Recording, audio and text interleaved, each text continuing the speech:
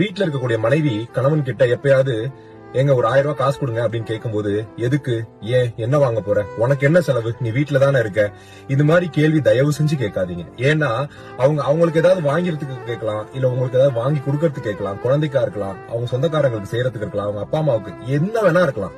ஆனா அந்த காசை கேட்டா கொடுங்க. முடியலன்னா என்கிட்ட 1000 ரூபாய் இல்லம்மா 500 ரூபாய் தான் இருக்குன்னு சொல்லுங்க, போதும்னு சொல்லுவாங்க. அப்படி இல்லன்னா பரவாயில்ல இருக்கட்டுங்க பாத்துக்கலாம்னு சொல்லுவாங்க. ஆனா ஏன்ற கேள்வி கேட்டீங்கன்னா அது தப்பானதா இருக்குங்க.